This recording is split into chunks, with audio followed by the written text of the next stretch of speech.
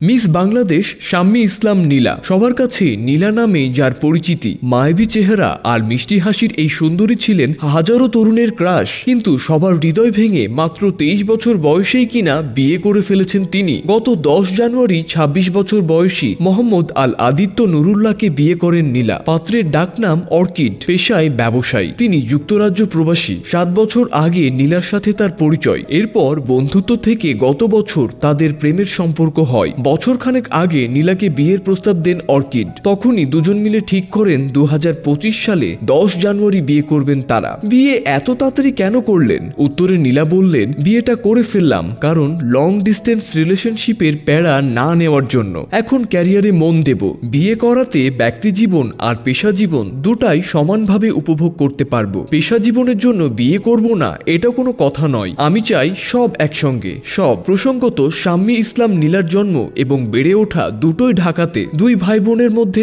বড় নীলা। 2019 সালে এইচএসসি পরীক্ষা দেন নীলা। এরপর করোনা মহামারী সহ নানা ধকল সামলে নীলা নর্থ সাউথ ইউনিভার্সিটিতে বিবিএতে ভর্তি হন 2021 সালে। নীলার ছোটবেলা থেকেই ইচ্ছে ছিল মিস ওয়ার্ল্ড প্রতিযোগিতায় অংশ নেওয়ার। 3 বছর ধরে মডেলিং করছেন তিনি। একজন ফেসবুক ইনফ্লুয়েন্সার হিসেবে শুরুর দিক থেকে বেশ সুনাম কুড়িয়েছেন নীলা। ফ্যাশন ব্লগার হিসেবে নিয়মিত লাইভে ভিডিও করতেন তিনি। লাইভ করতে করতেই বড় বড় ফ্যাশন হাউসের চোখে পড়ে নীলা। এরপর একের পর এক কাজ আসতে শুরু করে নীলার কাছে। এখন ব্যস্ততা এতটাই বেড়েছে যে একজন ম্যানেজার নিয়োগ দিতে হয়েছে তাকে। নীলাকে না জানিয়ে মিস ওয়ার্ল্ড বাংলাদেশ 2023 সালের জন্য তার নাম নিবন্ধন করেছিলেন নীলার ম্যানেজার। মূত্রনালীর সংক্রমণ নিয়ে নীলা তখন হাসপাতালে ভর্তি ছিলেন। তবে অসুস্থতার কারণে সুযোগ হাতছাড়া করতে চাননি নীলাও। হাত থেকে ক্যানোলা খুলে সোজা হাজির হয়েছিলেন প্রতিযোগিতার স্থলে। এর পরের ঘটনা সবারই জানা। চলতি বছরের শুরুতে মিস ওয়ার্ল্ড বাংলাদেশ সুন্দরী প্রতিযোগিতায় মুকুট ওঠে শাম্মী ইসলাম নীলার মাথায়। এরপর